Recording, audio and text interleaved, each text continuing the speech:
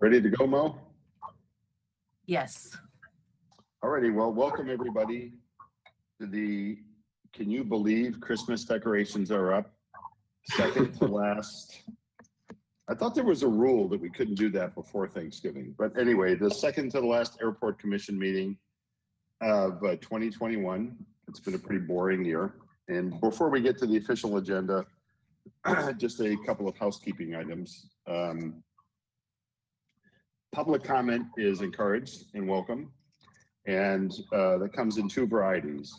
Items that are not on our agenda tonight, and so any members of the public wishing to make a comment for 3 minutes on an item within the purview of the Airport Commission, but not on the agenda tonight, will be given an opportunity to do that before we get into the reports. And then secondly, any member of the public can equally create a comment or make a comment on any item that's on the agenda, and we'll cover those when we get to that agenda item. And Mo, the person who actually runs the airport, will offer you the opportunity to raise your hand and explain how to do that when you want to offer those comments. And on the subject of comments, officially we allow 3 minutes. That we're pretty strict on. And so to be fair to all the other speakers that want to speak, if you would please, and you'll see a timing bar go across the screen, please keep your comments to 3 minutes to be fair to the people who after you want to speak. And then we allow a total of 15 minutes for public comment. And I'll be a little bit generous with that, and because we really want to have everybody who wants an opportunity to speak, but I would urge the members of the public who do choose to speak to listen to the previous speakers, and just repeating the same thing might have less effect than using your 3 minutes for new items to discuss. Secondly, on the consent calendar, when we get to the consent calendar, those are typically run-of-the-mill items that are very normal. There's nothing about them that is out of the ordinary. Typically lease agreements that are all within the confines of what we typically do. So when we get to that item, just for efficiency's sake, I will we'll go through the items, and unless there's any questions, I'll ask for the consent calendar as a whole for a motion to approve that, rather than do it item by item. So I think that's all the housekeeping items. And with that, I will call the second to last Airport Commission of 2021. You can now all put your Christmas decorations up to order.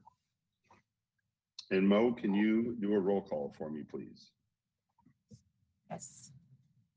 Commissioner Hopkins. Here. Commissioner Goodman. Here. Commissioner Reed is excused tonight. Commissioner Houghton. Here. Commissioner Wilson. I am present. Vice Chair Bowen.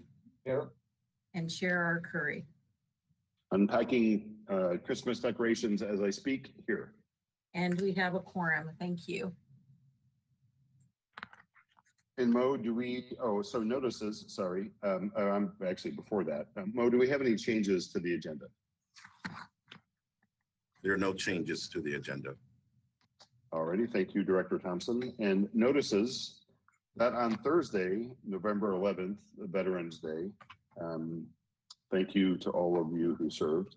At 5 p.m., the Airport Commission Secretary duly posted this agenda on the bulletin board at the Airport Commission. So now is the appropriate time if any member of the public has a public comment that's within the purview of the Airport Commission, but not on the agenda tonight, to follow the instructions you see on the screen and raise your hand. And Mo, I'll let you take that away. Great. Okay, members of the public, if you'll use your raised hand icon to let me know if you'd like to make a public comment. And Chair R. Curry, there are no raised hands. Alrighty, thanks, Mo. So moving on to the liaison reports. The darn thing about these Zoom calls are looking all the little pictures. Oh, there he is. Council Member Friedman, do you have any report to give us this evening? Good evening, Chair Curry and board members. I don't have anything at this point, but just want to appreciate everyone being here tonight and looking forward to tonight's discussion. All right, thank you, Council Member We are in the process, of the boards and commissions liaisons, and so that's closed, and we did interview applicants, and so the council will be on December 7th choosing our next boards and commissions, and that includes 2 members of the Airport Commission. So we will be making that coming up. So almost forgot about that. So thank you, Council Member Friedman. And do we say, I think we do, yes, we do. Council Member Goleta, Liaison Council Member Richards, do you have any comments? Thank you, everyone. It's nice to be here with you tonight. The only report that I would make is just the concern by members of our community that I hear from and the city hears from with regard to noise. I know this is an item. There's a report later in the meeting. I have to leave early, so I'm not sure if I'll be here for that. But I did want to say our residents continue to contact us, and we do let them know the appropriate place to lodge their complaints through the Airport Commission and such. But nonetheless, we hear from them, and in particular, the concerns that they expressed are the loudness of the planes, and I know that part of this is associated with the size of the planes and the age of the planes, and I know that that's been come up before. The frequency of the noise and the flights, and then also the time of the day, and in particular, we hear from people who don't like the early morning flights. And so I guess the question that would come up that maybe can be addressed at some point would be, what are the plans for the future of the airport? What plans to expand or change the flights or the frequency or the times of them?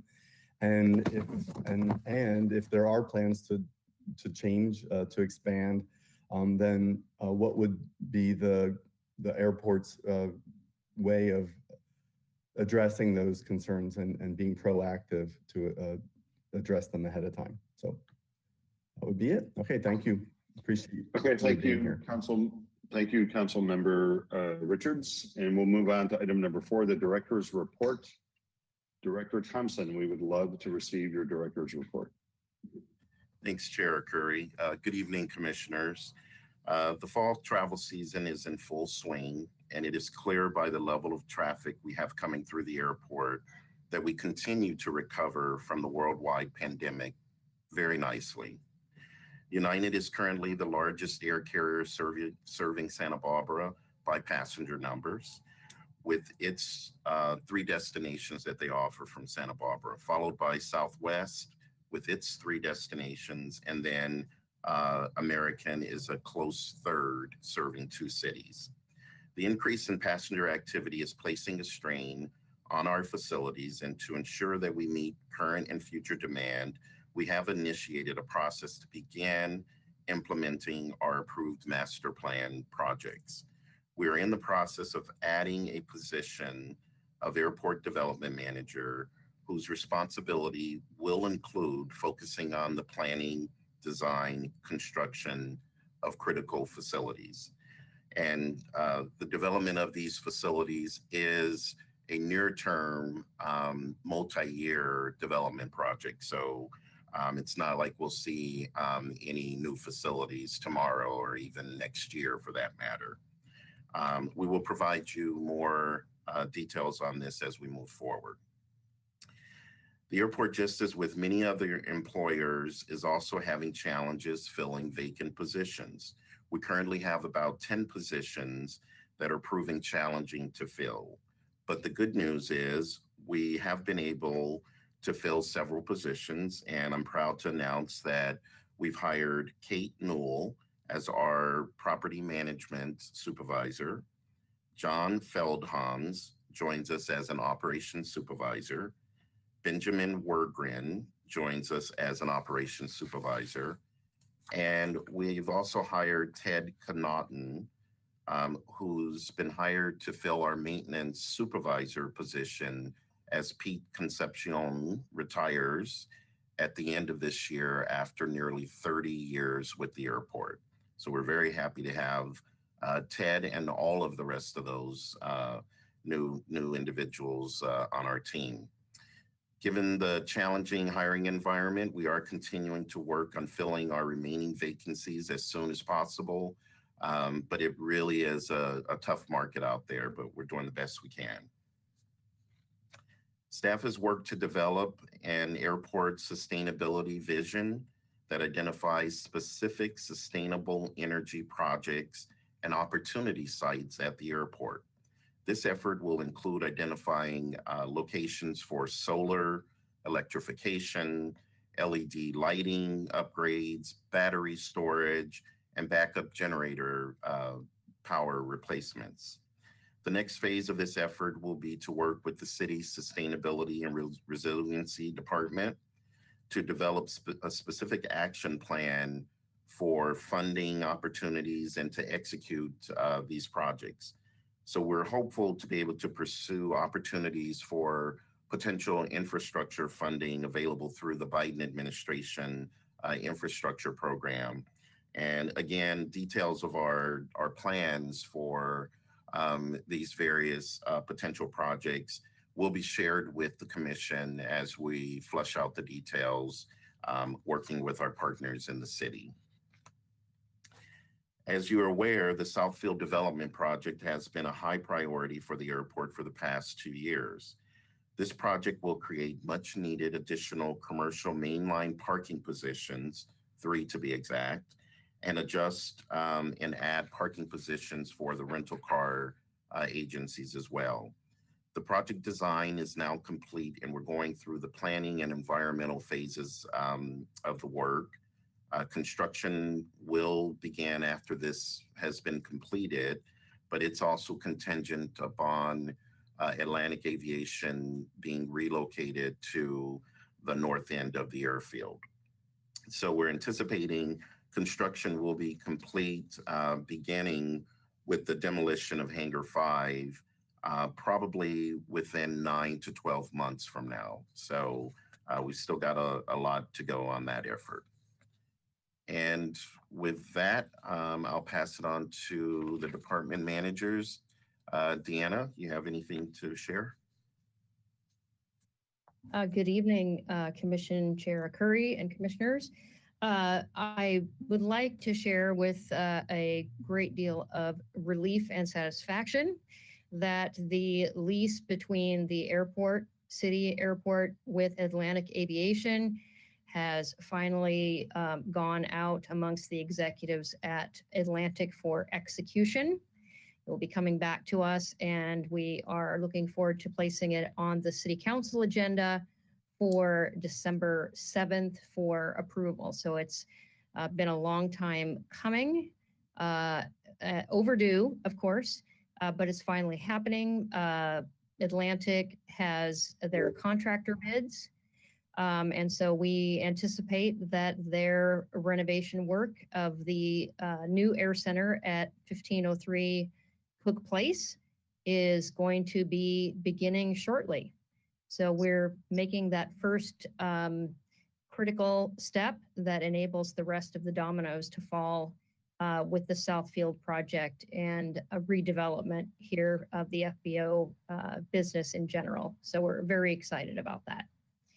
I think that's the main thing to share today. Great. Andrew? Mr. Chair and Commission, thank you, Mr. Thompson. I only have a couple things to share for Commission. The first being our recent experience over the past approximately a month about the disruption of our shared use boarding processing system for the airlines in the terminal. The software that we use called Amadeus Ease had some disruptions that made it difficult for the airlines to access their computers. It's remoting in from the various gates, and that caused some delays as well as forcing the airlines to manually board passengers, sort of the way things were done in the 20th century, which also slowed things down considerably and was a major disruption for the airlines. I'm happy to say that we've had, with the support from the folks at Amadeus and our IT department, we've rectified those issues. Actually, in about 45 minutes, we'll be doing some upgrades to the firewall as part of rectifying those problems.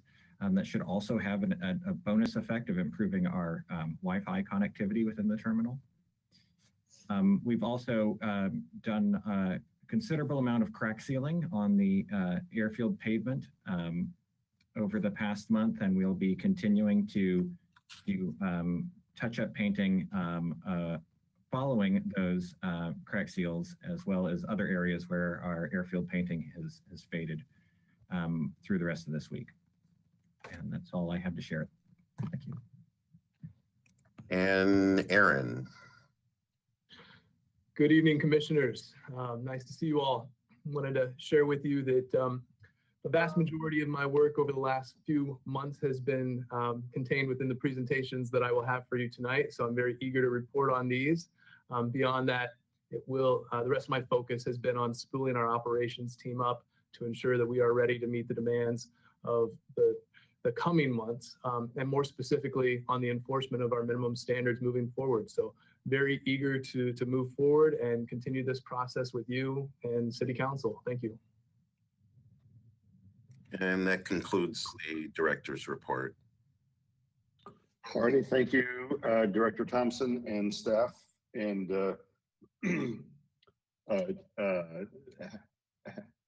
what am I saying? Happy. I guess I'm not happy to see Pete leave. Pete was the coach of my 39-year-old daughter's softball team when she was in grade school.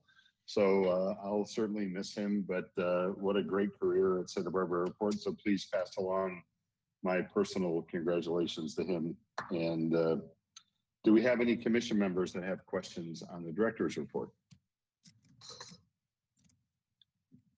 Looks like Mr. Bowen. Yes, just to throw in a question regarding the historic hangars. Has there been any progress on those, Henry? Yes, I would say we've had some progress in that. We're working with a consultant now to refine a scope of work to do the investigatory things that we need to do to determine whether or not it's feasible to reconstruct those hangars in place, or if the solution is that we should relocate them elsewhere on the airport and reconstruct. So we're finalizing the details of that agreement, that scope, and hopefully we'll be able to get them started working on that very soon. So that is progress. Thank you. That's all I have. And do I have any other commissioners with questions on the director's report? Looks like that's a no. Mo, do we have any public comment on the director's report? Members of the public, if you would like to speak, would you please use the raised hand icon to inform me of your desire?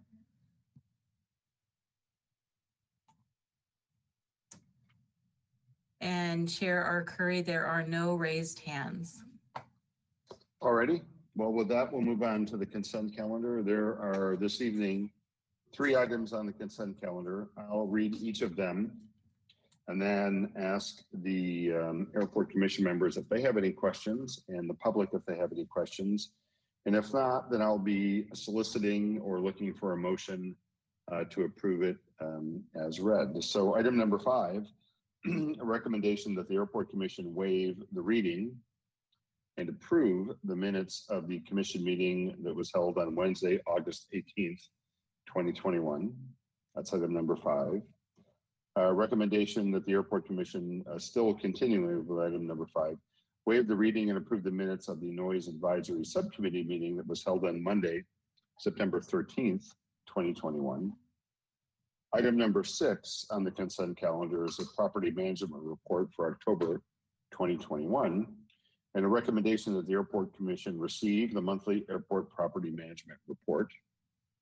And last, but certainly not least, item number 7 on the consent calendar, lease agreement between Sempier Mana Inc., DBA Janicare, and I apologize to that organization if I butchered the pronunciation, and the recommendation that the airport commission approve and authorize the airport director to execute a 2-year lease agreement with one 1-year option with Sempier Mana Inc., a California corporation, for 3,200 square feet of building 345 at 100A Clyde Adams Road at the Santa Barbara Airport, effective November 1st, 2021, for a monthly rental beginning at $5,011.20.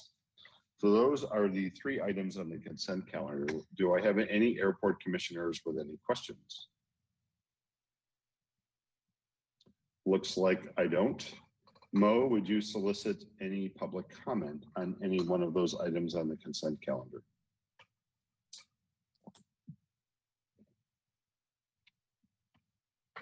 Members of the public, would you please use the raised hand icon to indicate that you would like to speak?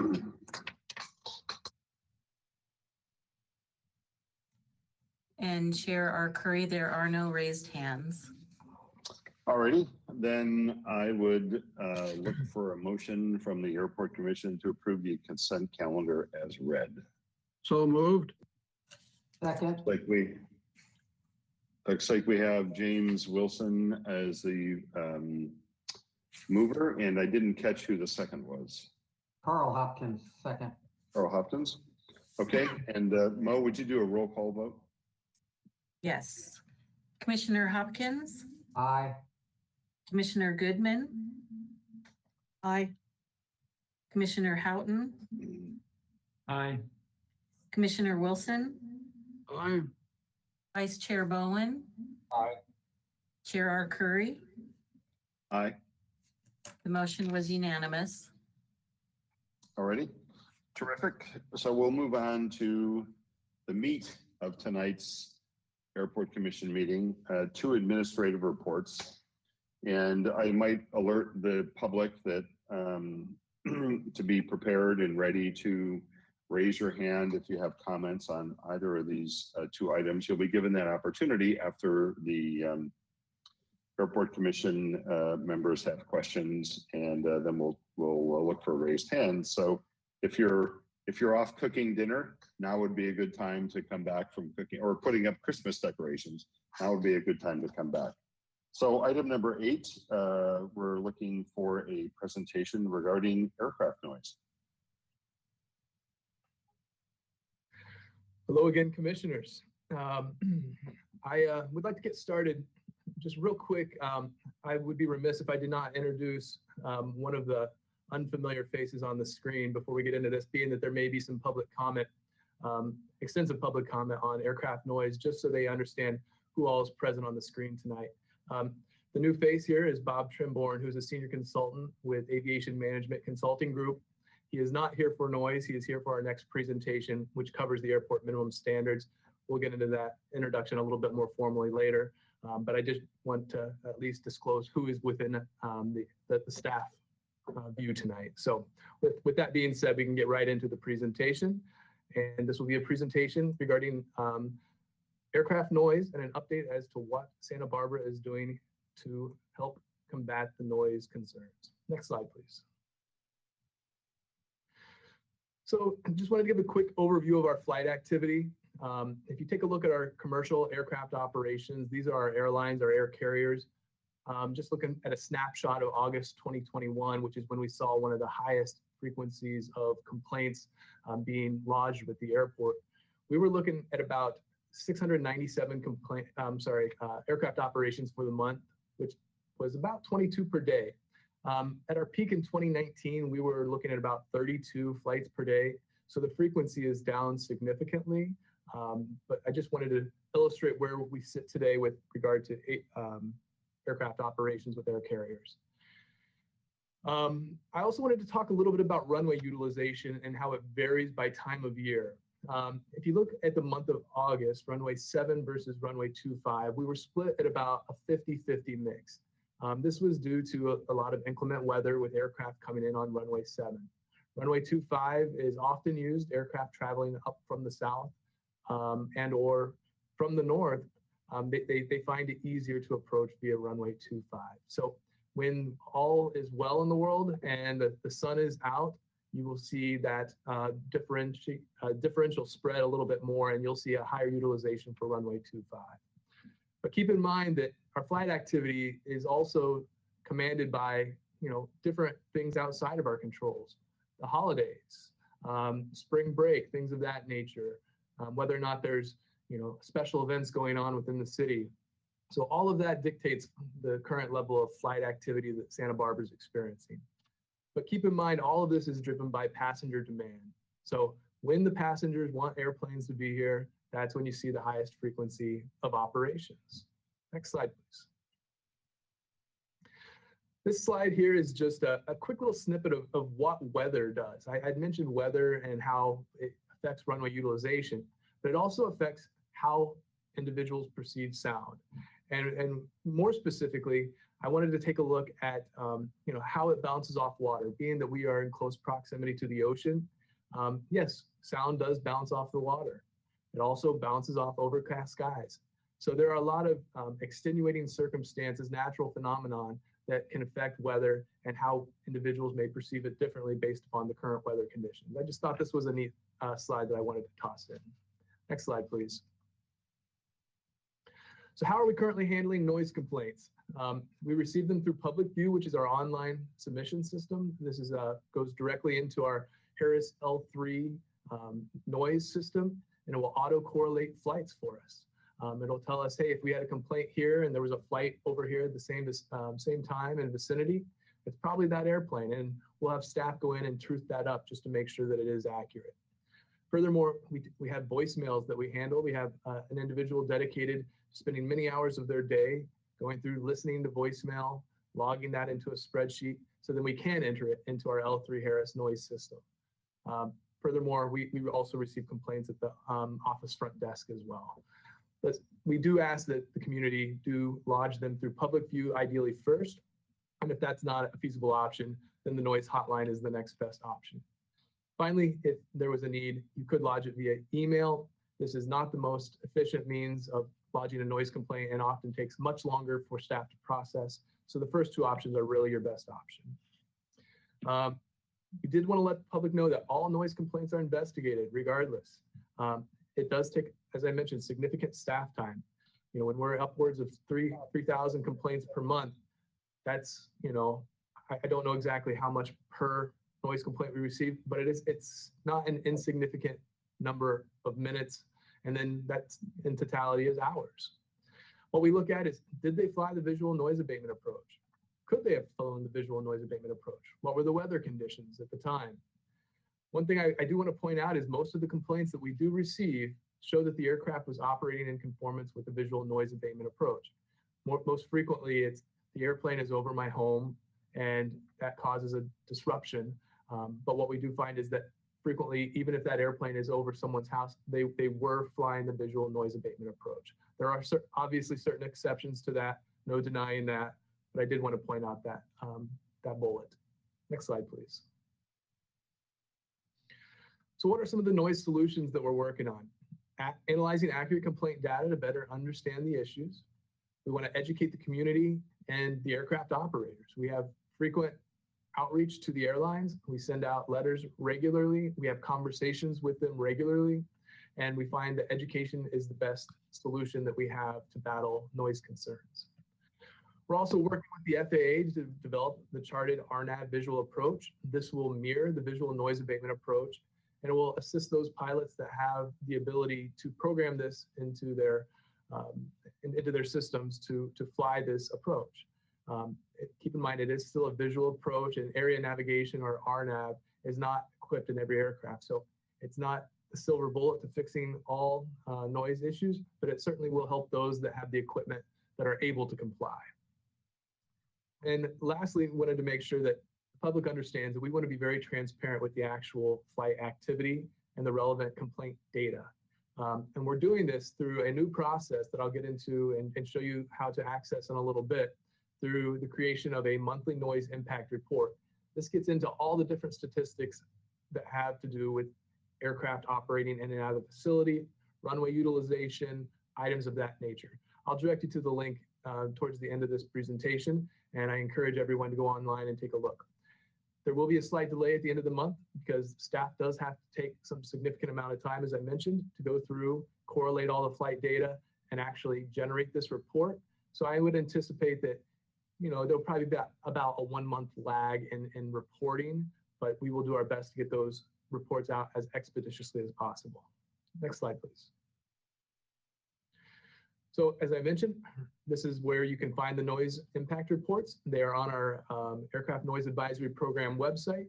I have a link right here at the bottom, and while you're probably not going to be able to write this down quick enough, I would encourage you to go to flysba.com. You go underneath General Aviation, navigate to Pilot Information, and then you can look for our Aircraft Noise Advisory Program.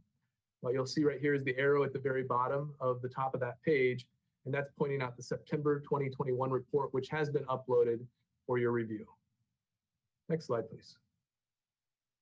So again, a very quick overview as to the most recent updates that we have to share with you and what we're doing as of today. So with that, I'm happy to take any questions that you may have. All right, thank you, Aaron. Starting with the airport commissioners, do we have any questions on Aaron's report? Looks like Paul Bowen does. Go ahead, Paul. Thank you. Thank you. And Aaron, thank you for your report. I have just one question to sort of pass on that a lot of local Galetans have been asking me, which is, does the Santa Barbara Airport have any policy on what the latest time at night or the earliest in the morning they're willing to allow airliners to depart? A lot of us are rattled frequently at 5:30 in the morning and wonder if it's going to get any earlier for our wake-up call. Well, the airline schedule is dictated, again, if you reference back to one of my comments about passenger demand, and it has to do with connection times at the hub airports. So that's what dictates when the airlines are flying. And 5:30, to your point, is an opportune time to make it into one of the hubs to catch those connections and make it out east. And the public has demanded that based upon the passenger counts that we're seeing. There is no restriction, to more directly answer your question, and the airport's not allowed to impose a restriction on the times, as that could be a burden to interstate commerce, which is a violation of our grant assurance. So, and more specifically, the Airport Noise and Capacity Act of 1990. So therefore, we are not able to impose those restrictions. We decide what time we open up the terminal. Well, we have to be there to accommodate the airlines, because otherwise we would be burdening interstate commerce if we weren't there to open the terminal. And the terminal is open 24/7. I'll pass along to my neighbors and friends that there are no restrictions in plane. Thank you. That's all I have. Okay, Commissioner Hopkins. I was very glad to see, I don't know which page it was here, page 5, the working to develop a charted RNAV visual approach, because my view is that that is the solution that will make the most, eliminating a straight visual approach, which has people fly over the mesa and all. How is that going along? And maybe more importantly, what can anybody do to help you move that forward more quickly?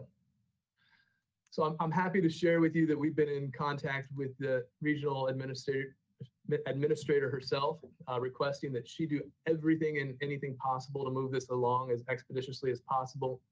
We've received a response back. They understand our position. Unfortunately, it has to go through all FAA lines of business to ensure that it is a safe approach. And while the Part 150 study that was conducted back in the early 2000s determined that that is a feasible approach, last I heard it was in the hands of flight standards. They are the folks that, as you know, ensure that this is a safe approach to fly. So they have 45 days, I believe it is, per line of business to comment on this. And it goes through an extensive review by each line of business. So I assure you that we are doing everything we can to push it along, and it's just a matter of procedure. So I don't believe that there's anything further that anyone else could do. I can tell you that Congressman Carvajal's office has been involved in this process with us and is intimately familiar with where the FAA is and is equally as interested in moving this along. And I would suspect that he will probably be one of the most influential people to help move this along. Thank you very much. That's very encouraging news, because as I mentioned, flying that approach as an overlay to the GPS 25 approach would dramatically reduce the amount of landing noise from the aircraft flying 925. So thank you, and good luck, and hope that your contacts in Washington will move things along quickly. Do we have any other airport commissioners that have any questions? Okay, hearing none, Mo would like to solicit any public comment on this item. I'm guessing there will be some public comment, so I'd like to remind everybody it's 3 minutes, and there'll be a little bar going across the screen that shows you the time. So I would ask you to be cognizant of that so that we are giving speakers that come after you their opportunity to speak as well. Go ahead, Mo. Members of the public, if you wish to speak, would you please use the raised hand icon on your screen?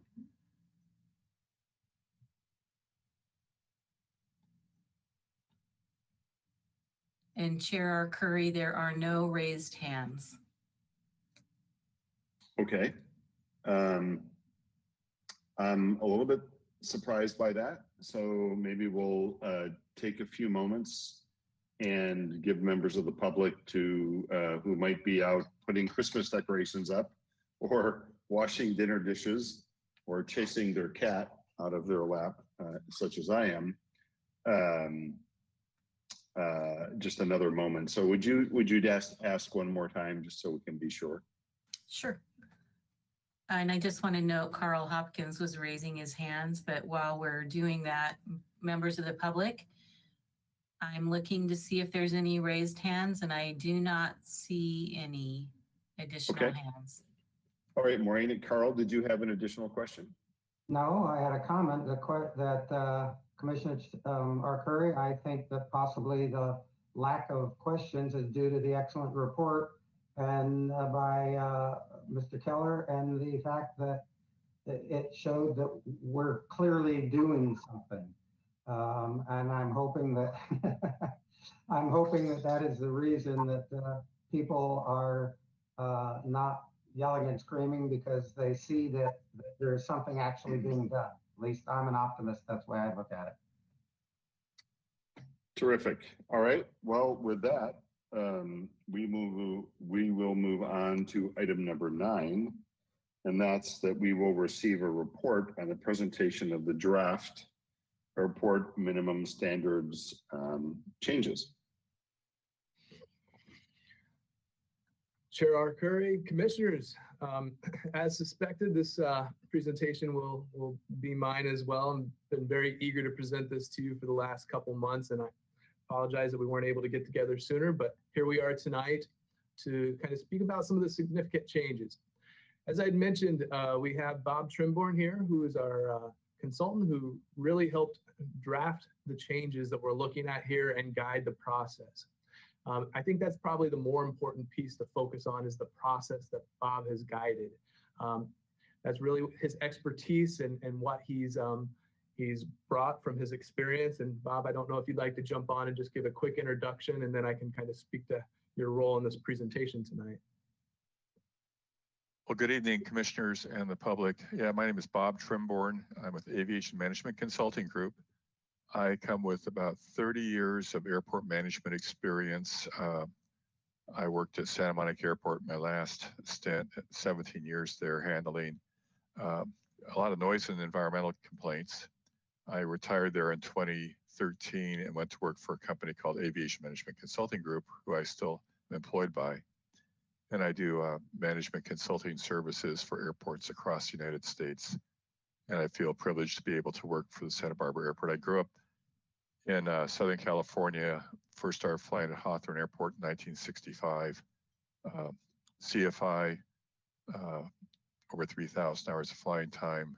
Got into airport management in 1983. I feel old. So glad to be here tonight. Thank you. Thank you, Bob. And his role tonight will not be providing the presentation, but he is here to help answer any questions and or answer any direct questions that the commission may have of him at the conclusion of our presentation tonight. So just wanted to— Bob, you don't look a day over 25. Well, thank you. I hit the biggest 7 out of this year. We just wanted to ensure he was here to be a resource for the conversation tonight. So Bob, thank you for being here. Thank you. So we'll get started with the first slide, please. So again, I just want to go over some of the historical slides that we've touched on. What are our objectives with this update? Well, first off, we understand that we have multiple letters from the FAA advising us that there's a potential grant assurance violation at hand. So we need to ensure that there's compliance with those letters and we make the required changes. Furthermore, the complaint itself, we have to be responsive to the complainant. So we, have been talking about this since 2018 when the first letter was filed. We'd really like to get this moving along so we can show that responsiveness. Third bullet point, we have to make sure that we are legally allowed to put forth the changes that are going to be shared with you tonight. And I just want to share with you that we have vetted this through our legal counsel, and we just wanted to make sure that they are familiar and they have blessed this document and the changes that are going to be shown tonight. Grant Assurance 22, fair and equitable treatment of our airport users, economic non-discrimination. So that is our objective. And we will be ensuring that whatever we put forth in this document provides that objective. This is a public process. We need to make sure that we hear the public. We listen to the comments. We thoughtfully consider the comments. We incorporate the comments where appropriate. And those comments that we can't incorporate, we have a response to, and we can illustrate why we were unable to insert that comment into the document or make that change. And then finally, what we will bring before the Airport Commission in our next meeting, where this is discussed in detail and where I hope to have a final version to present to you, will be your recommendation to send this to City Council for adoption. I want to remind everyone, what we have before us is only a draft. We still need to take the public comment, and we'll have a formal comment period that I'll get into in a little bit. But what we're discussing tonight is simply a draft document that Bob and I and Henry and the rest of the team have been working on. And we look forward to any changes that we are able to implement, hearing any changes that we're able to implement. And then finally, last but not least, we're hopeful that City Council will adopt the minimum standards so we can ensure the other objectives: compliance, compliance, compliance. Next slide, please. This has been a long process. Undoubtedly, as I mentioned, this goes back to the first letter that we received in November of 2018. But it started even before then. This started back in the 2016, 2017 timeframe when the FAA updated the docket related to flight instruction within flying clubs. That's what prompted the 2017 update. Ultimately, City Council approved the document that came from those discussions on November 29th of 2017. But as you can see, when we started getting into 2019, we had a few meetings discussing this. 2020, and it continues with the public engagement meetings and then the commission meetings. I also wanted to hit on the task force working group. This was a meeting where we brought together all the different entities that provide flight instruction on the airport in an effort to better understand each other's operations, needs, desires, and really come together as a collaborative unit just to understand what is currently happening on the airfield with each of the different units. Next slide, please. So we're going to hit on some of the different business segments individually as we go through this presentation. The first one being our tenant flight training operators, i.e. our flight schools. If you look in the minimum standards, there are really no significant changes. I will say that we went through the entire minimum standards and we made quite a few minor updates. This includes grammatical updates, spelling errors, and just odds and ends type updates that aren't really significant by my definition anyway. So nothing significant to report on within flight schools, but I encourage you to read through the entire document and you can see all of those changes. I do want to mention though that we do anticipate an RFP being issued for the flight schools in 2022. We've had quite a bit of interest from non-based flying schools that are eager to get into the Santa Barbara market. And the FAA encourages airports to go out on a competitive process on a regular basis for different types of airport services. So this will be led by Deanna, our business development department, in 2022 is the hope. So next slide, please. So this is the big one that has been raising a lot of the questions over the last few years. Independent operators. And specifically, these are going to be the folks that are permitted to conduct commercial operations on the airport, but they do not have a fixed place of business. And what is a fixed place of business before I continue going on here? That indicates that they have leased property held by the tenant directly with the airport or one of the other property lessees, and they might hold a sublease, such as a sublessee of Atlantic or Signature, for example. So this could include different individuals like flight instructors. We have aircraft detailers and washers on the airfield, aircraft maintenance, avionics maintenance, and GSE maintenance, for example. Ground support equipment, that's the equipment that's used to more specifically push aircraft back, the tugs, things of that nature.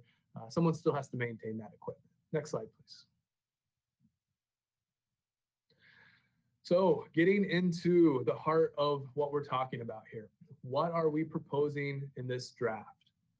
Well, this is going to apply to the independent operators with no fixed place of business, basically Article 8 of the minimum standards, which has been completely rewritten.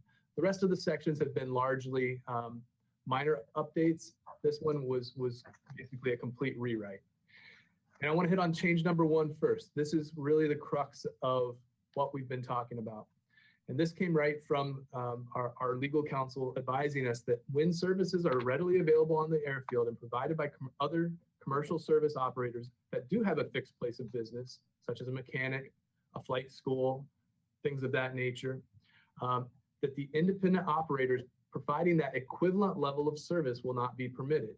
And what I mean by that is if someone is providing Cessna 172 instruction on the airfield, they're qualified to do so, and they're able to do so, then that independent operator would not be permitted by the airport to perform a competing level of service.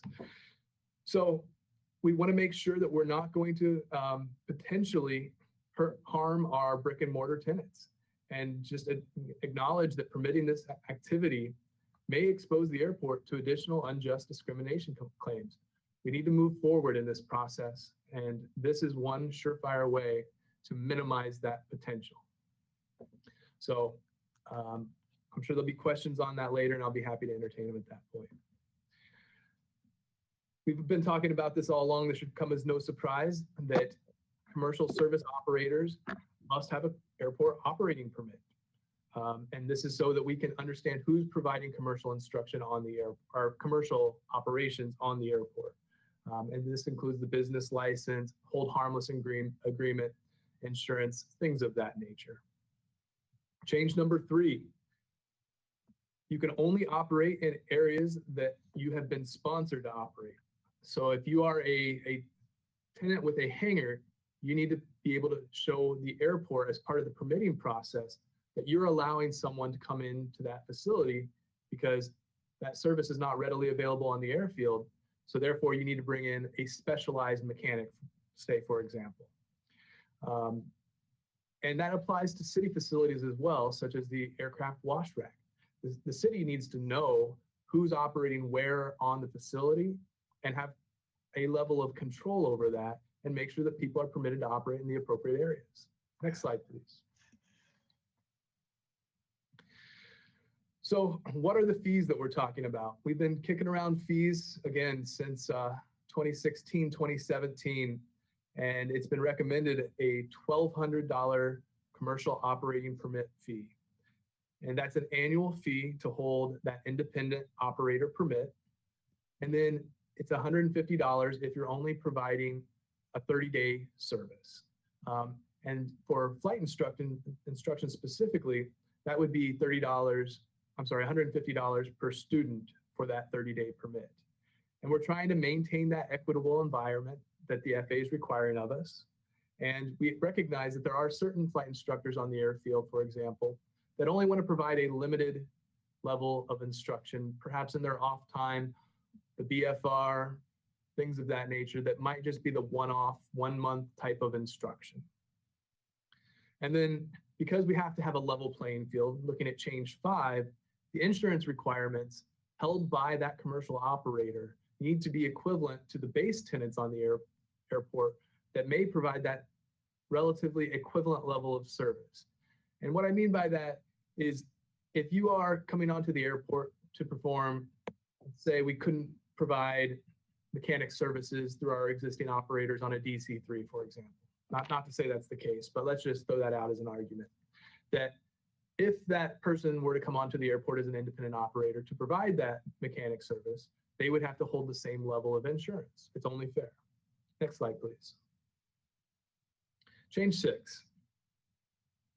The customers need to understand exactly what insurance the provider has to ensure that they are protected if something should happen. It's only fair that they understand that the permitted operators are going to hold a certain level of insurance commensurate with those that are on the airport already providing that level of service. And then that notification also needs to be made to the city so that we can ensure that the lessee that may have requested that service can be assured that they have the insurance as required. Change 7, independent operators are not permitted to advertise their services on the airport. The whole intent of the independent operator program is that you've gone out and you've found someone, you've solicited a service, a very specialized service that's not available for your specific needs. So there's no rationale, no reason why an independent would need to advertise on the airport. So no advertising would be permitted. And obviously we have a very close-knit, small general aviation community. People know each other and they know how to find the different contacts. Change number 8, independent flight training operators may only conduct flight instruction in an aircraft provided by the student. This was not explicitly defined or laid out in the previous minimum standards update. And I want to just illustrate that if an instructor were providing their own aircraft to a student, they're essentially an aircraft rental operator, and that would not be permitted because that would be in violation of other sections of the airport's minimum standards. Next slide, please. Change 9. Independent flight training operators need to log all of their activity. The reason why they would need to do this is because the airport needs to get in and audit this activity to ensure that it's not unfairly competing with the various business segments that are on airport. And this allows us to better understand what's happening, what's lacking on the airport, what might we need to solicit for some type of based service. These reports would need to be submitted quarterly so we can accurately monitor it. And again, that's why we brought on additional staff members through our properties division, through our operations division. We've spent quite a bit of time looking at these records, and we will continue to do so as these records are submitted to the airport. As for maintenance, change number 10, only designated facilities, maintenance operator facilities, or other locations as approved by the airport director. And the reason for this is we have a variety of regulations such as fire code, stormwater requirements, other items, such as, just the general codes that we have to follow, building codes. So that's why we have to limit locations where maintenance can be provided to the based aircraft. And then we talked about environmental just a moment ago. Change 11 here talks about those that are basically exposing the airport to some type of environmental risk need to submit a plan for approval to the airport director to ensure that they are protecting the environment appropriately.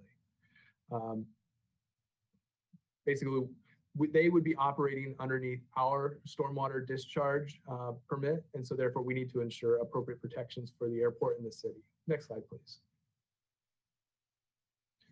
So moving into the flying clubs. What is a flying club? Again, it's a nonprofit, not-for-profit entity organized for the express purpose of providing its members with aircraft for their personal enjoyment and use only.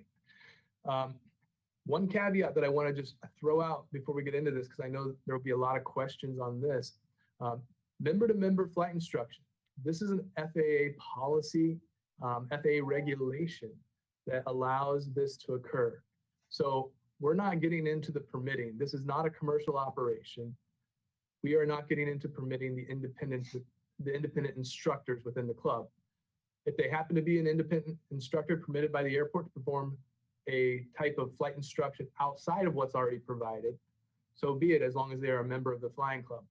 Do they need to be permitted by the airport to provide flight instruction within that club?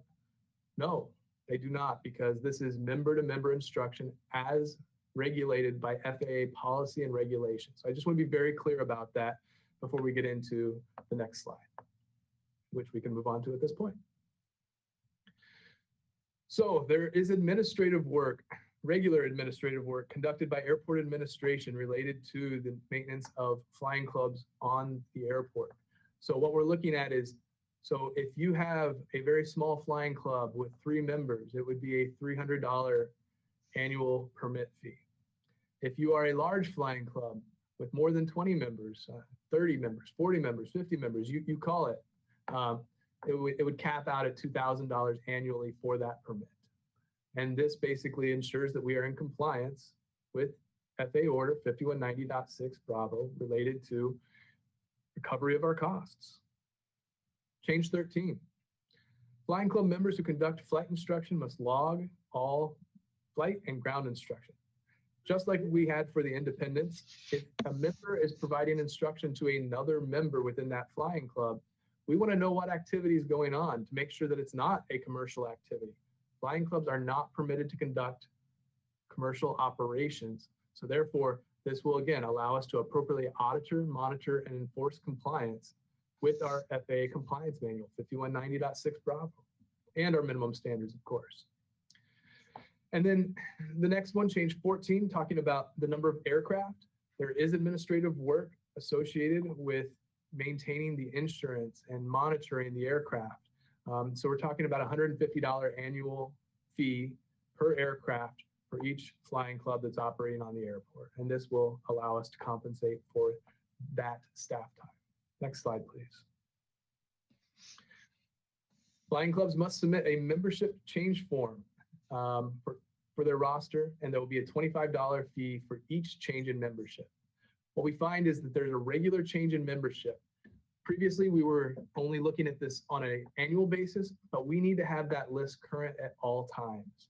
And in order to ensure that the member who is out walking on the ramp is allowed to be in that flying club aircraft. And in order for us to enforce appropriately, we need to know who is on that membership roster. And there's obviously administrative work in maintaining that roster. So there will be a fee for that. And then authorized club members or other commercial service operators who provide instruction. So when I say other commercial service operators, I'm referring to flight schools perhaps that may come into the flying club aircraft. That's one exception that we didn't touch on earlier. Member-to-member instruction in that flying club is permitted, but those flying clubs are also permitted to engage with the flight school, for example, and have one of those instructors come into their aircraft and receive compensation. And they need to be designated on that roster again so that we understand that that instructor may be regularly providing instruction in that club aircraft. Next slide, please. Number 17. Again, I hit on this earlier. No commercial activities in flying club aircraft. It is for the express enjoyment and use of club members only. And again, our auditing process will help us to ensure that there is no commercial services being provided in those flying club aircraft. I believe this is the last slide, change 18. GSE maintenance was not previously regulated. It is a commercial activity on the airport that touches airplanes. So therefore we've included it in the minimum standards. And this will allow us to ensure that this is treated almost as equally as possible to services like aircraft mechanics, for example. Aircraft detailing and washing was not originally part of the minimum standards either, and it has been added to provide clarity as well. Next slide, please. So where are we going from here? You've heard the major changes. The next step is going to be to engage the public in a public engagement session. This is going to be facilitated by Bob. I will be there. We'll have additional staff members there. We're planning on December 2nd, 2021. 5 p.m. This is going to be a Zoom meeting. Right now, we're all on GoToMeeting. The city is transitioning to Zoom as of December. We're going to be 2 days into it, so you'll have to forgive me for any technical glitches as they will occur, I can assure you. But I will do my best to come up to speed as quick as possible, and we will host this via Zoom and look forward to seeing you all there. Notification will be provided to those airport tenants that have direct business relationships with the airport. There's been a lot of conversation about, well, I didn't know this was happening, or I didn't know that was happening. The airport has committed to communicating directly with those that have business relationships with the airport. The tenants of our FBOs, for example, will need to be notified by our FBOs because there is an exhaustive list of individuals there. And we will ask the FBOs to make sure that everyone is aware of what's going on. So then what do we do from there? We're going to go into a written comment period exactly after that December 2nd meeting. I believe, I haven't spoken with Bob since we agreed to this, but I believe it's going to be going live immediately upon the conclusion of that meeting. Is that still accurate, Bob? That's correct. It is. Thank you.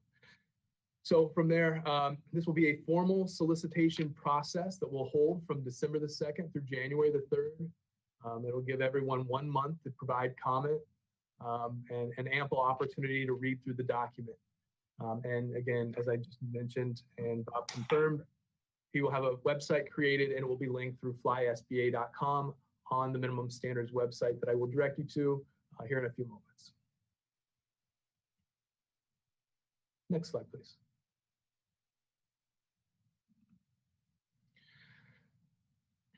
Okay, and then, so we receive all public comment. We'll go through, we'll thoughtfully review all comment. We'll provide feedback to the comment received, incorporate changes where we can. We're gonna vet those changes again with Bob. We're gonna take it back to legal counsel, make sure they're comfortable with any changes to the document, share it with the FAA, make sure they understand what path we're going down.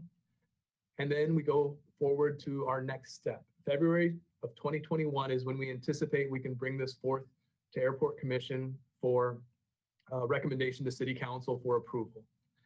I would anticipate, pending that recommendation, everything should be wrapped up and solid at that point, and we can go straight to City Council in March and request adoption of the minimum standards update. Next slide, please. So the big question most of you are probably asking, where can I find the minimum standards? While you do not have the link, and you probably will not be able to write quick enough to get this link down, the best way to find this is to go to flysba.com. At the top of the page, navigate to News and Facts. There you will find a link to SBA Minimum Standards Update. And on that website, we have the 2017 minimum standards as currently adopted by City Council. We also have the draft minimum standards that we've discussed tonight. And then we have the list of significant changes that were contained within this presentation to really highlight some of the bigger changes that folks may be interested in. But I, again, encourage you to look at the entire document for all changes, because the significant changes that we've discussed are not all inclusive, and there are other minor changes that may be of importance to you, but these are the ones that we felt would be most relevant to the discussion tonight. Next slide, please. So with that, our presentation has wrapped up. I'm happy to take any questions, Bob as well, if you have any specific to him, and might be a bit of a back and forth between he and I in answering your questions. So I will end my presentation with that. Thank you very much. Okay, thank you, Aaron. I appreciate that. Also recognizing that the airport distributed to the airport commissioners with some advance, kind of a very thick binder of information, which is appreciated. So we'll ask for any commission members with questions. Go ahead. I'm going to just kind of go in the order of the screen here. So Commissioner Bowen. Okay, thank you. And Aaron, thank you and all the staff for the hard work that goes into this kind of document. It's a major undertaking, and let's all hope we can solve this somehow. And I'm looking forward to the RFP for some flight schools that'll bring in some more revenue for the airport and give us some better instructions. I've got probably 20 things I could bring up tonight, and I'm not going to hit us with all of them. I've read every page of this document twice. I'm just going to hit you with the 4 bigger ones that I see. I'm very concerned about who would decide what flight instruction or services are already provided on airport when somebody comes forward and says, I'm an independent and I want to do this. That requires a certain amount of skill, especially in the areas of flight instruction. And I'm quite sure that we don't want to have to staff up with that kind of professional level. So if you found some way more clear cut that wouldn't require staff to make an evaluation if those services are truly offered or not, that would definitely, I think, help. Do you guys have a plan for who would decide what services are truly offered already on the field by somebody who's paying us rent on a facility? So ultimately, Henry would be responsible for making that final determination. I would assume, as part of the process, we will evaluate each one on a case-by-case basis and look at it for merit to understand if that service is being provided. If we feel that service may be provided, we could reach out to the service provider and ask them if they are able, competent, and willing to provide that type of equal level of service. And if they say yes, and we determine that through Henry's ultimate decision that that service is provided, then that would not be a permitted operation.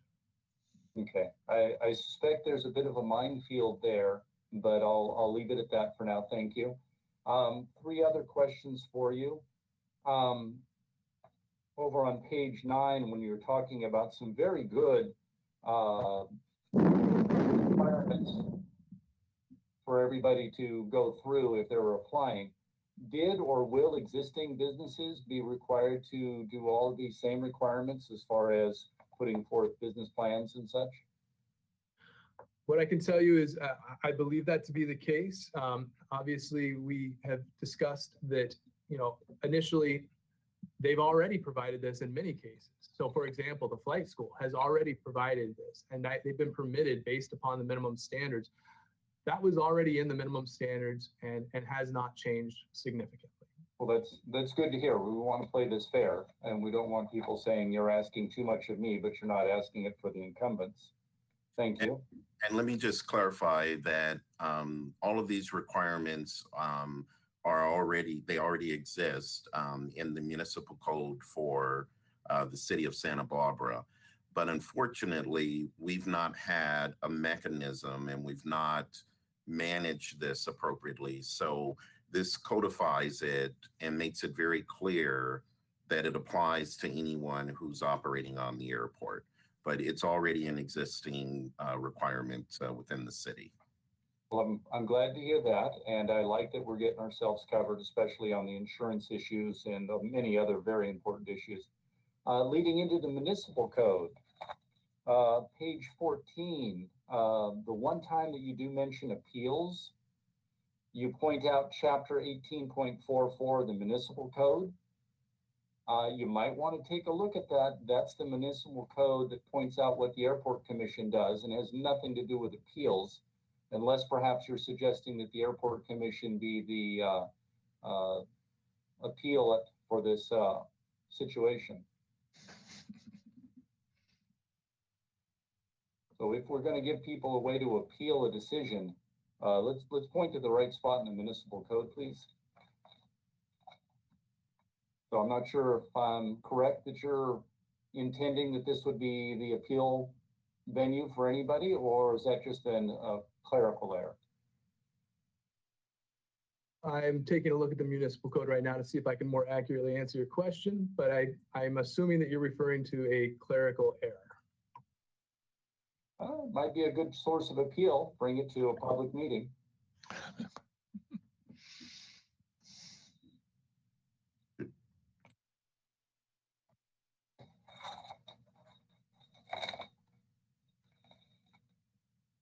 Is there a specific question? Say again, please. Is there a specific question? Well, the specific question was, do you want to keep that pointing to the municipal code that describes what the airport commission does? Because it's an error, I think. Or do you want to say you're going to have the airport commission be your source of, who people bring appeals to? I will review that comment. Okay. Yeah, I think Aaron's going to look at that and determine whether or not it's a clerical error. That's completely acceptable. I don't expect immediate answers. And then on page 46, we have section E with violations for flying clubs. The language in this is incredibly harsh. 14 days from receiving notice when they're kicked off the field and no appeal. But we don't do that to anybody else. Are we singling out the flying clubs, or did we forget to put this level of harshness into the rest of the document? Your comment is received, and I can tell you we are not singling any entity out. I wouldn't think you did, but I had to bring this up. Just on my own, I probably got 15 or 20 more that I'm not going to bring up tonight. I would like the opportunity to process these in. I'm not sure if we can do a subcommittee meeting on this or not. I'm not sure how much other airport commissioners have on this, but those are the only 4 that I'm going to bring up tonight. And let me just add that we appreciate and we welcome all of these comments. We did provide this document to you well in advance. If we had these questions in advance, we might be in a better position to respond to them. So as soon as you're able to get those to us, we're happy to research all of them and take a look at whether or not modifications need to be made to what's being proposed. Thank you, Henry. Yeah, this document was dropped on my door, about 3 nights ago? And I'd be happy if shall I email the questions to you or to Aaron? You can email them to Aaron directly, and the binders were dropped off last week, in fact. So we intentionally delivered them early. Okay, thank you. That's all of my questions. Carl, I think you had your hand raised. Go ahead. A couple of questions. I, like Paul, could have asked 20 questions here. I'll make some of them later as comments. You mentioned insurance requirements. and that it's necessary for independents to have the same insurance requirements as tenants. What does the MSR or the city, if it's not in the MSR, require in the way of insurance for the flight school?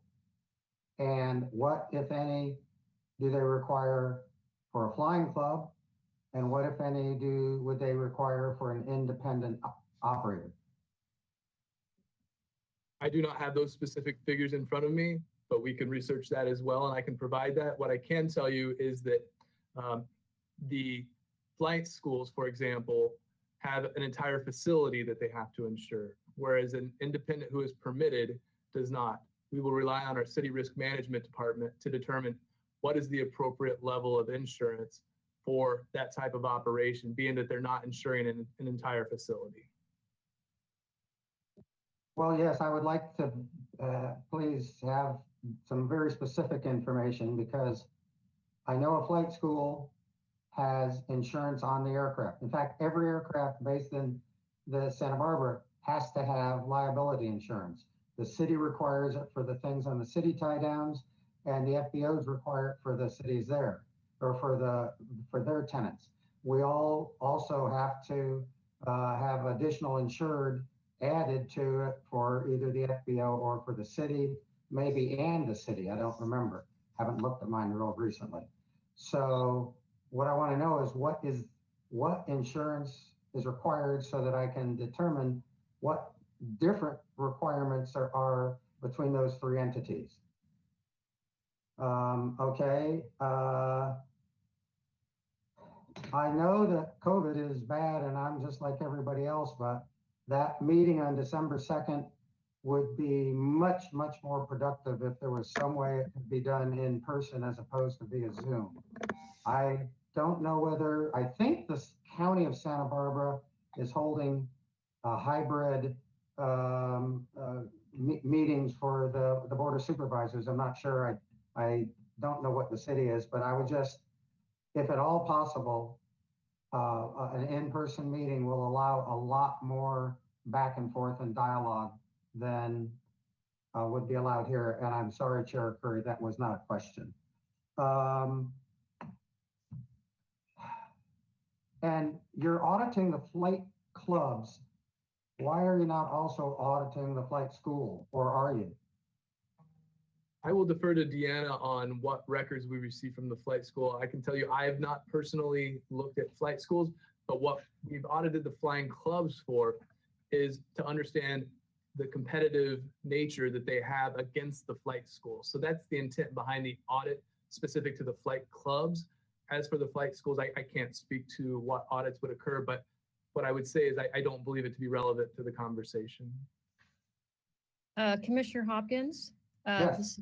this is Deanna. So the flight school that we have on airport currently is obviously a tenant that pays us rent based on a square footage basis.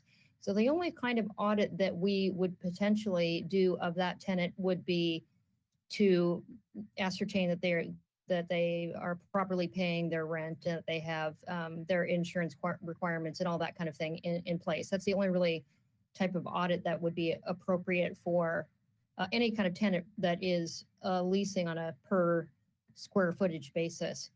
I can address your question about liability insurance. The flight school currently carries a $2 million commercial liability insurance as the primary form of insurance.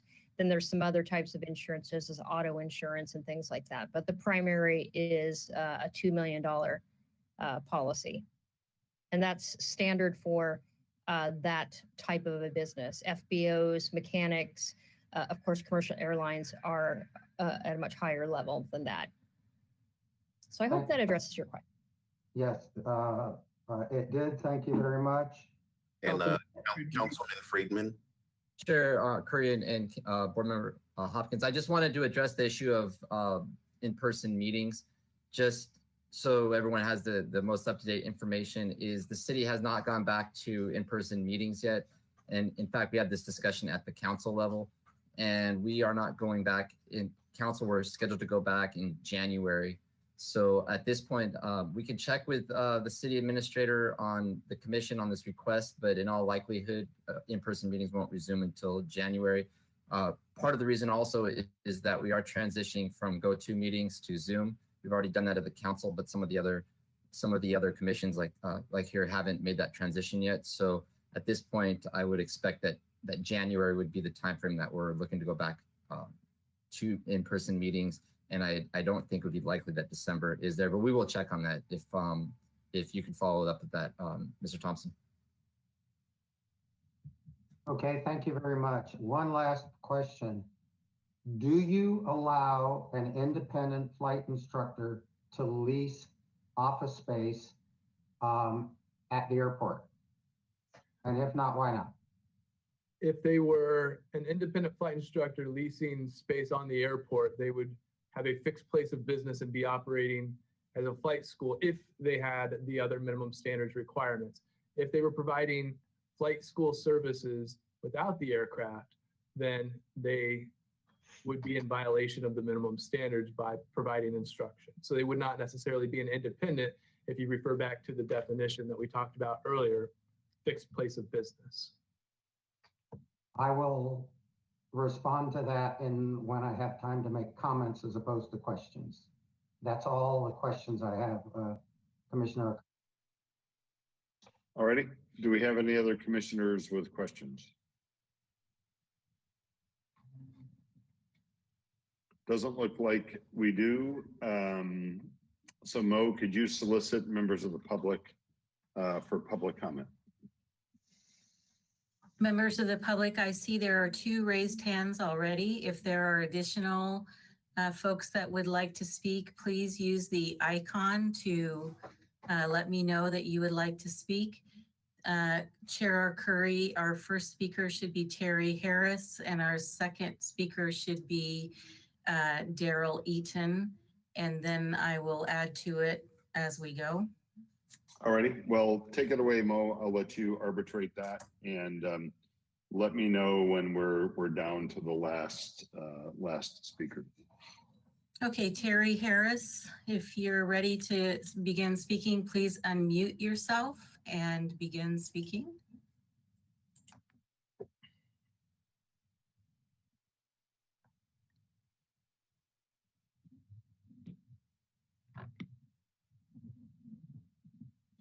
Terry, there you go.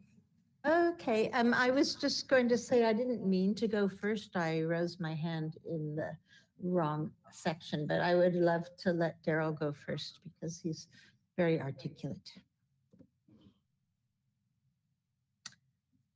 Oh my, the is that pressure. possible, or do you want me to go? No, I can totally go first if you want me to. Thanks, Daryl. All right. See, Craig, you're Mo, I don't see our 3-minute bar up. Is that something that you will bring up? Yep. Okay. Okay. All right, go ahead. Thank you. Aaron, Bob, Director Thompson, Airport Commission, and the Santa Barbara community. My name is Daryl Eaton. I'm the president of the Santa Barbara Flying Club. Our club has called the Santa Barbara Airport home for over 73 years. During this time, we have tried to remain within the lines and the rules, although they are gray at times and often change. This summer I worked with the airport above all and the independent instructors and Mr. Trimborn as part of a task force to attempt to find common ground here at the airport. And we left the meetings hopeful that we could create a collaborative general aviation community here at SBA once again. I would encourage us all to reread the FAA Advisory Circular number 150-5190-6, which discusses exclusive rights at federally obligated airports and clearly states, it is FAA policy that the sponsor of a federally obligated airport will not grant an exclusive right for the use of airport to any one person providing or intending to provide aeronautical services or commodities to the public, and will not either directly or indirectly grant or permit any person, firm, or corporation the exclusive right at the airport to conduct aeronautical activities. Whether such exclusive rights result from an express agreement, from the imposition of unreasonable standards or requirements, or by any other means. The way that we currently stand at this airport, we currently have one flight school and one maintenance operator. My argument is that if these standards were passed before we saw an RFP come out for a new flight school or for a new maintenance operator, then we could be clearly violating that agreement. I believe that there should be we as a club, we're not trying to compete with the flight school. We're just trying to enjoy aviation at SBA and be safe. And I think that the change one for independent operators, when services are reasonably available and provided by commercial service operators with a fixed place of business on the airport, independent operators equivalent services will not be permitted. This opens up a question in my mind of, if an instructor is a member of the club and an independent operator at the airport, when will we cross that line, and when does it become, when does the flight school here become a monopoly? So, without creating a competition first on the airport with additional RFPs, then what I can see from the email chatter that crosses my desk, you're going to have multiple parties filing formal complaints to the FAA faster than you can say, Santa Barbara Tower, we're declaring an emergency. So I would urge us to think about the timing of this and very curious to ask a bunch of questions on the December 2nd meeting to figure out how this is all going to work. Thank you. All righty, thanks, Daryl. And Mo, do we have anybody in addition to Terry? We do. Terry, are you wanting to speak now, or are you wanting to delay your? Go ahead, let the others go first. Thanks. Okay. Chair Curry, Vince Merstick is waiting to speak, as is Greg Deerenfield. All right, Vince, take it away. Okay, my name is Vince Merstick. I'm a resident of Santa Barbara. I learned to fly in Santa Barbara more than 50 years ago. My son's first flight lessons were in Santa Barbara more than 30 years ago. Both sons continued their flight training with the Navy and experienced extensive combat flying in Iraq and Afghanistan.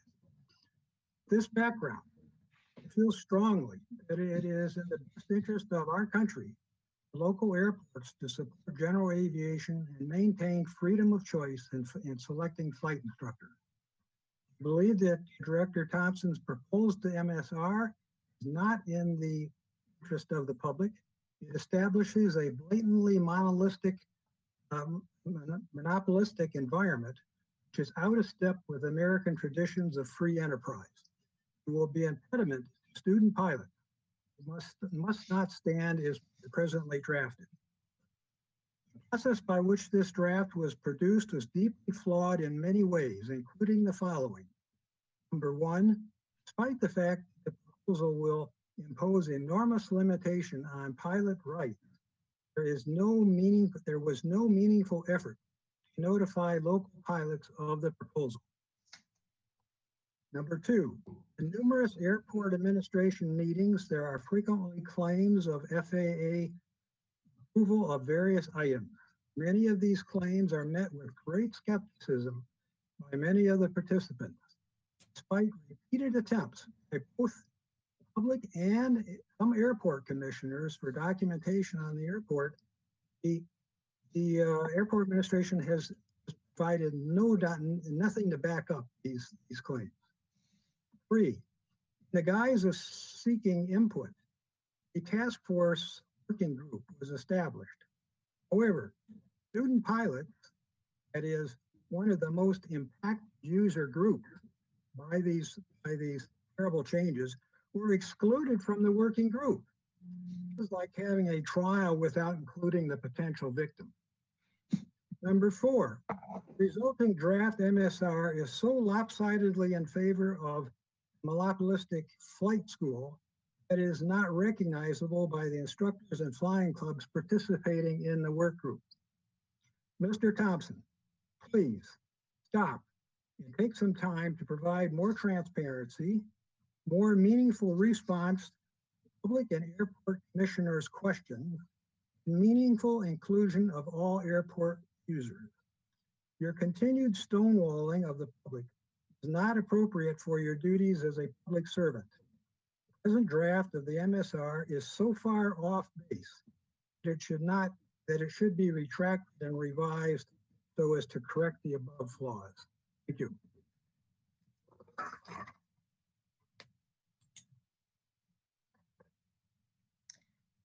Greg Deerenfield, are you ready to begin speaking?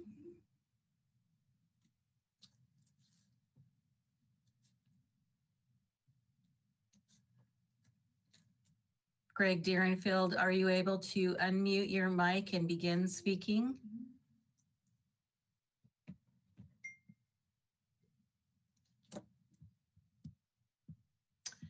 Okay, Justin Robertson, would you please unmute your mic and begin speaking?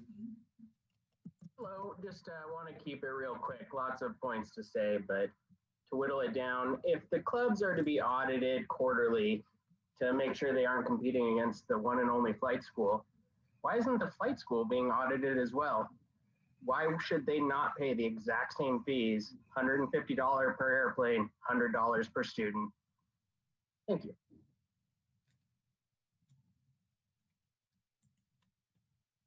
Terry Harris, would you like to unmute your mic and begin speaking now? Okay, can you hear me? Yes. All right. Thank you, commissioners and airport admin, for all your hard work. I've only had a couple days to study this, but just briefly. I'm Terry Harris. I've been an independent, well, I've been instructing for 34 years on the field. I served on a committee in 2012 to help draft new minimum standards. And my particular focus, of course, was on outlining standards for independent operators that the airport would be comfortable with. I have, in my 34 years, I've seen a lot of flight schools open and close, and I actually thought Above All was doing a great job and have sent them business over the years. I have been giving instruction in Santa Barbara Flying Club airplanes since day one. And I'm a volunteer for Aero Squadron, the Sheriff, Aeromedicos, 99s, many organizations. And just in other words, I've embedded in the Santa Barbara airport community. This division that we're experiencing in the last couple of years is something unprecedented and personally heartbreaking to me. Anyway, I have so many questions about this and obviously no time, but I think that the exclusive rights is a huge issue as per 5190.6. I'm interested in the draft states that we could not give instructions if training is not reasonably available. So what would the definition of reasonable be? I have clients in their 70s and 80s who have relied on me for over 30 years.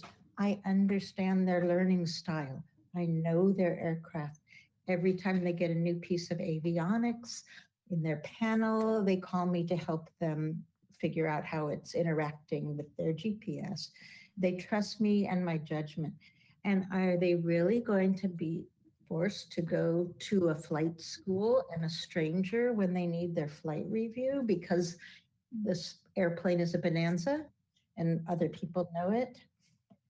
So those are, some of the many things that I question. Another thought is that you are proposing to raise our rates from $200 a year, albeit inexpensive, to $1,200. So 6 times the expense, and with almost a 6-fold limitation in our privileges.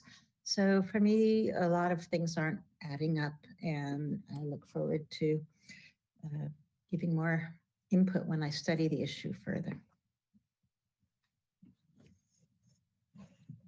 Thank you, Terry. Mo? I can try one more time. Greg Deerenfield. I don't have any other hands raised. Let me check. Hey, it's Greg here. Can you guys hear me now? Yes. Okay, thank you. Sorry, the tech platform I chose was not compatible with this meeting. So glad to be here. Thank you for giving me time to speak. Appreciate all the members of Santa Barbara community who've come out to talk about the specific issue. So, I've been with this, for the full run, the full 4 years. I've seen a lot of changes, worked with a lot of people. I'm still a firm believer that you accomplish a lot more with a handshake rather than with this type of forum. I was an instructor here, did 1,300 hours working for a flight school as well as working as an independent. And I can assure you, both entities will make more money, there will be more economic activity, and there will be a much better environment for all people here if that was the way we went forward with this from this meeting, is rather than restrict and try to prevent, we actually made the onus of working together. Together, we're all going to achieve more. But I can go into examples of that from my experience, but I won't because I don't have enough time. Specifically with the MSR, I think of my first flight with my first instructor was out of Santa Barbara Airport. That instructor was an independent. It was also my cousin, my family member. I look at these MSRs and then I look at my 2 sons and I go, as an independent CFI at this airport, I cannot teach my sons to fly in their own airplane the way this draft is written. I would have to hire an instructor to do something that I myself has a unique skill to do. And that to me is just unpalatable. I cannot stomach that, which is the main motivation as to why I'm here tonight. The second is flying clubs. When you look at the FAA 5190.6B, paragraph 10C, a flying club is to be treated as an individual. And as such, these fees that are assessed upon membership, upon aircraft, and upon roster change, those would all need to be assessed upon every aircraft and every pilot at this airport. Otherwise, you would be in violation of the grant assurances. So I caution you, before you implement these standards, understand what the implications of them will be. Thank you for the time.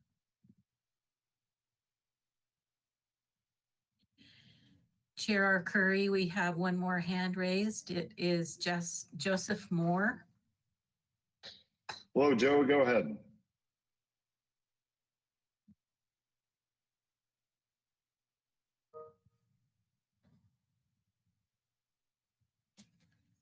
Joe, are you there?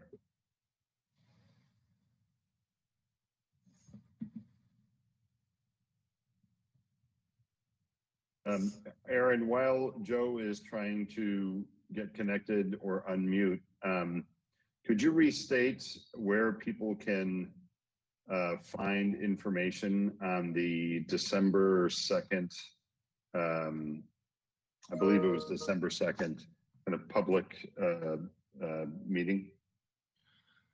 So the meeting invite itself has not been published yet. As I shared, we're going through that transition over to Zoom right now. The webinar function has not been enabled on my account. So I've reached out to City IT, and as soon as we have that information, I will have the meeting scheduled. I will make it available to Mo, and Mo will send out the invite. We do not have the link to that meeting yet at this time. Alrighty, and Mo, what do you have to do? You've unmuted Joe from your end, correct? Yes, he needs to unmute himself and begin speaking. And we've also had one more hand raised by Andy Mack. Well, let's go to Andy Mack and then hopefully be able to get Joe after Andy. Good evening. Can everyone hear me? Yes. Yes. Thank you to the commission for the work that's gone into this, and thank you for the opportunity to speak to you. I'll keep it brief. I think those that have preceded me have said a lot of the same comments that I'm about to repeat.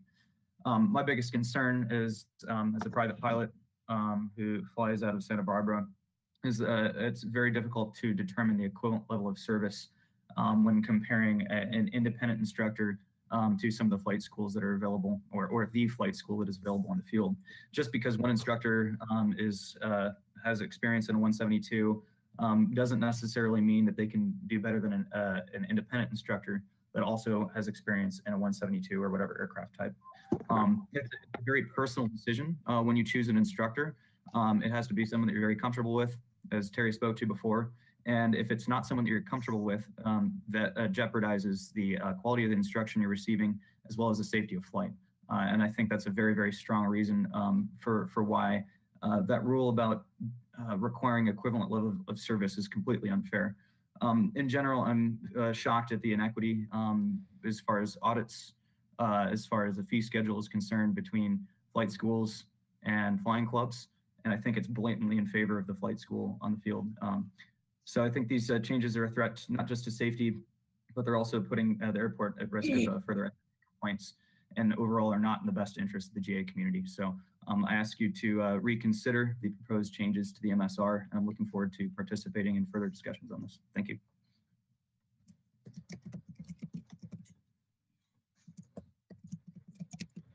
Mr. Moore, are you available to unmute your mic and begin speaking?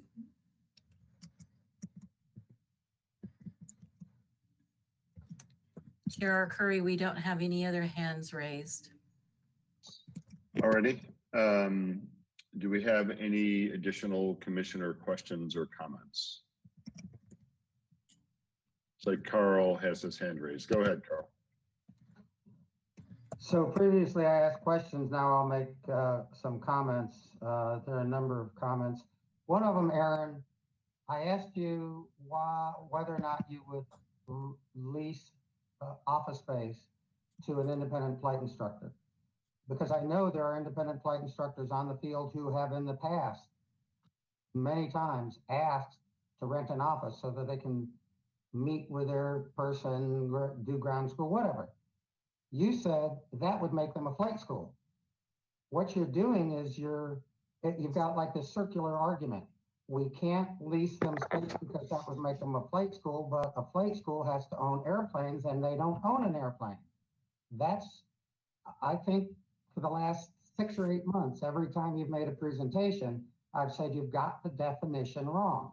An independent flight instructor has nothing to do with leasing space or not.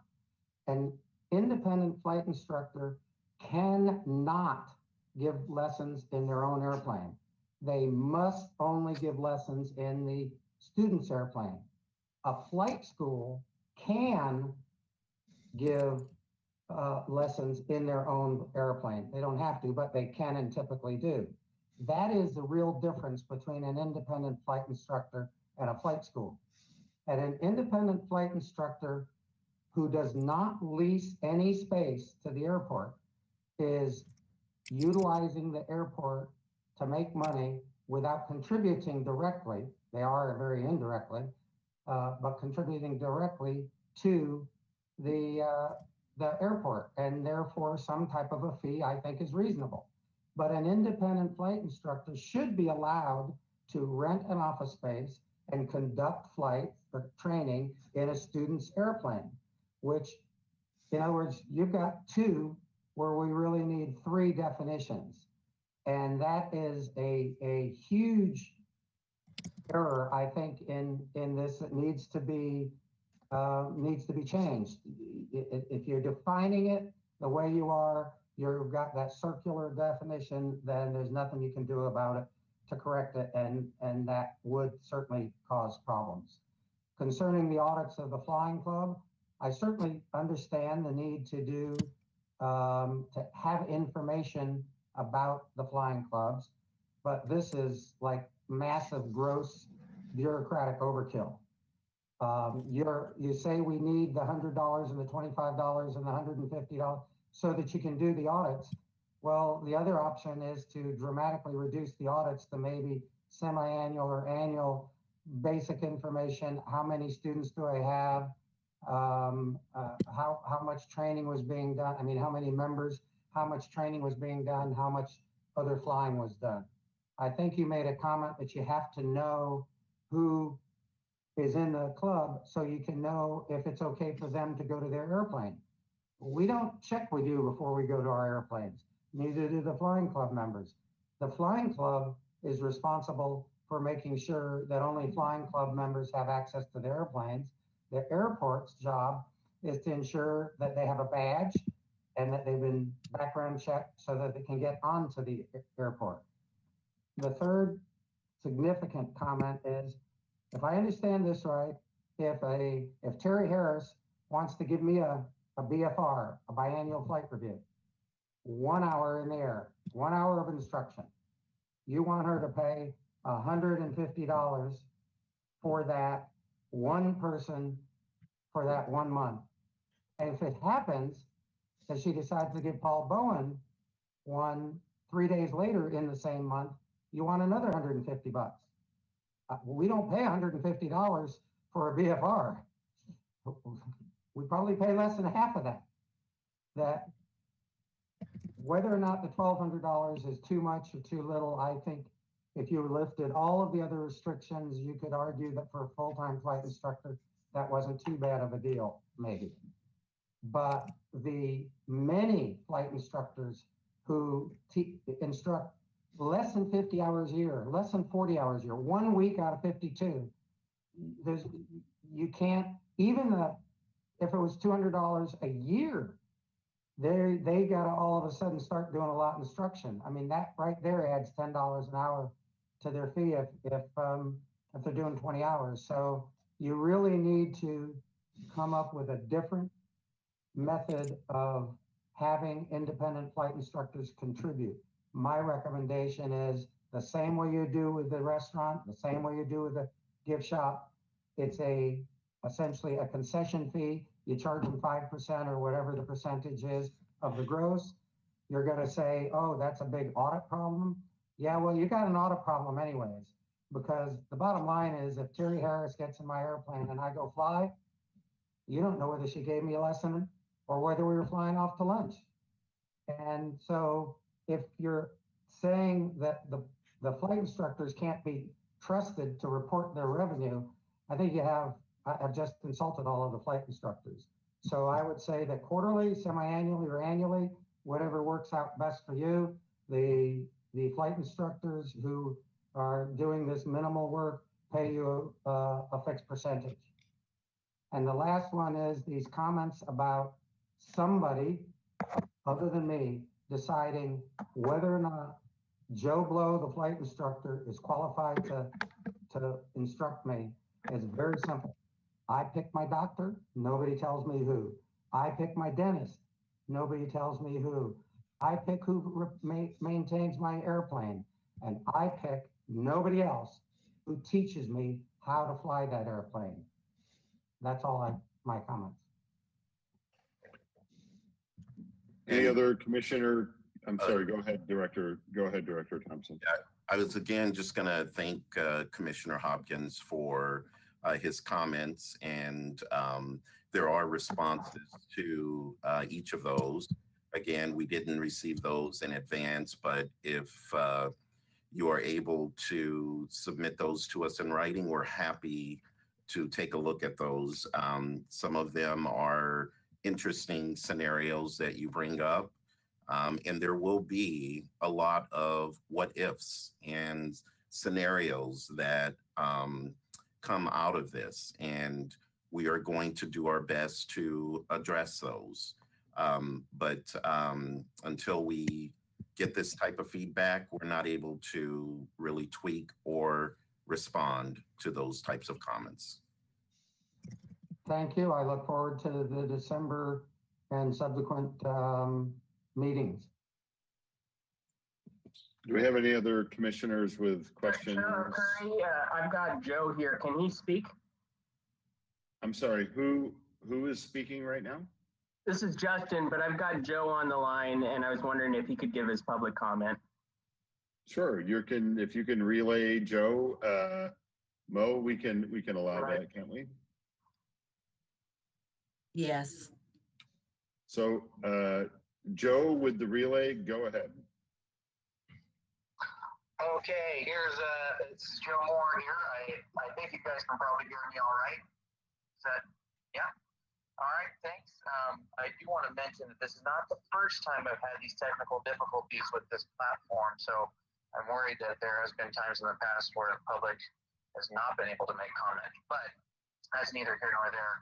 What we're talking about tonight, while I have many issues with the proposals, I think that that is not really the main issue, as we've never, as the public, have never been presented with evidence that the old MSRs were indeed in violation.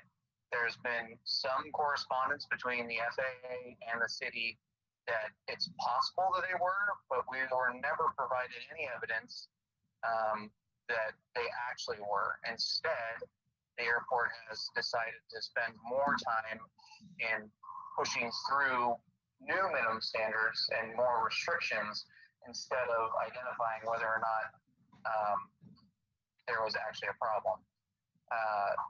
So we're now in a time where the city doesn't have enough staff to, deal with the tenants that we have on the field, myself included. Badge times, I know that people have been waiting on getting their AOA badges because there's, just not enough staffing. And so it seems like implementing regulations that are unnecessary that would put more undue burden on our already overburdened city staff seems silly when we haven't even hashed out whether or not there was an issue. The city has always taken the stance that there is 100% issue with the minimum standards that would violate the grant assurances. However, it's never been presented that way, at least in my opinion, via these audits, which when there was an audit of the flying club that I'm a member of, that was grossly incorrect and based on conjecture instead of facts. So I would say it seems like we're in these final stretches, yet we never uncovered the issue. So I know that this isn't a question and answer period. I'm not going to get an answer from y'all. Although, Director Thompson, if you feel so inclined, you are more than welcome to, answer or comment on my comment. And that's all I have, and I appreciate the relay. Over.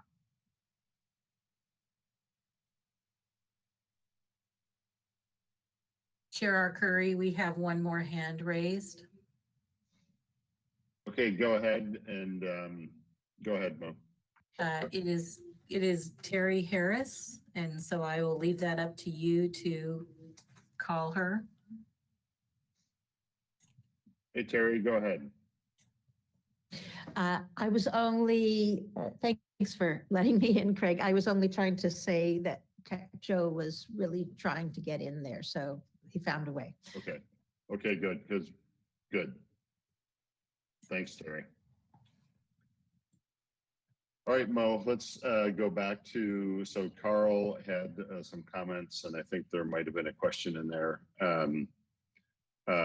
Do we have any other airport commissioners with any follow-up comments or questions?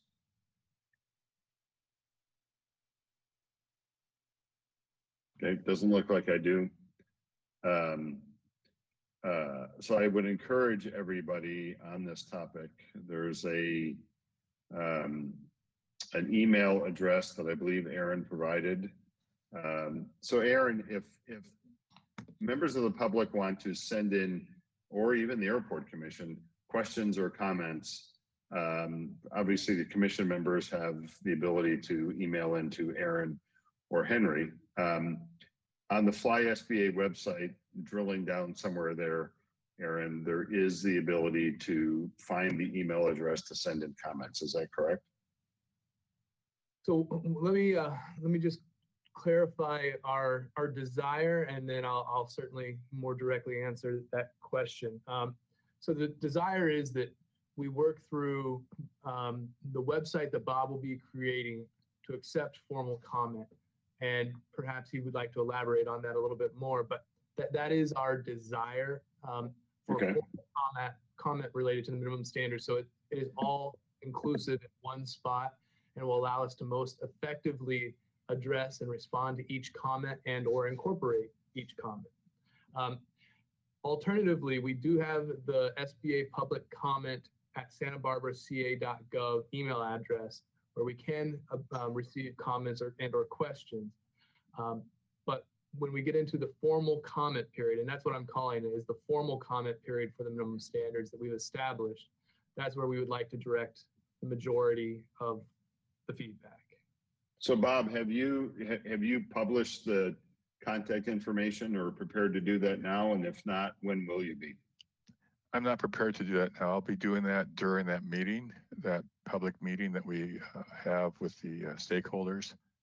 Generally speaking, we'll set up a link from the website to the document. And there will also be a link to a Survey Monkey kind of a setup. And people will be able to make their comments into the survey regarding their proposed changes or comments related to the document. We try and set it up to where people can use many ways of communicating their comments to us. They can send them by letters to me or to Aaron or the airport. They can send them the email. They can do them through the survey. But one of the things that we do request the public to do is to put their comments in writing and be very specific as to what those comments are.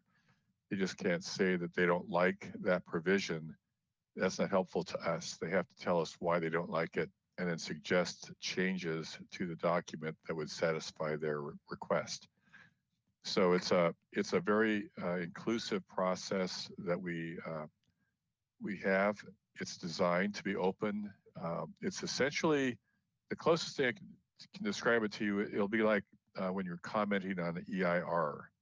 So once the comments all come in, they're compiled, and then we will respond to each and every one.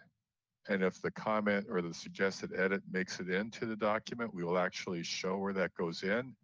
If it's not, if it's decided by the staff that those comments or the suggested edits won't be in there, we'll also identify why they won't be included. So it's an open, inclusive process. That document will be a public document at the end of the process, so everybody can see how their comments were considered. And then again, it'll create another draft document that'll be subject to review by the city attorney's office and airport staff before it goes before you again for your review and recommendation. And just to clarify, that link will be released around December the 2nd, after the public outreach meeting. And then there will be about a 30-day open period in which to submit your written comment. Between now and December the 2nd, we certainly will accept comments, written comments in the general airport email box as well. So we're just trying to formalize it and direct all the comments to the link effective December the 2nd, but we will take comments in advance as well. Okay, good. Yeah, that's where you anticipated what I was going to ask. It sounded like, yeah, thank you, Henry, for clarifying that. Okay, do we have any other airport commissioners? Oh, Carol, looks like you have your hand up. I'm just curious, do we have a time for that December 2nd meeting? Is that also at 6 p.m.? We have it scheduled for 5 p.m. on the 2nd. Thank you. Okay, any other airport commissioners with questions or comments? Alrighty, so thank you, public, for all your comments.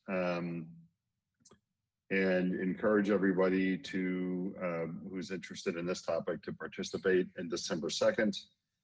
And with that, I will bring the second to last Airport Commission meeting of 2021 to a close, and our meeting is adjourned.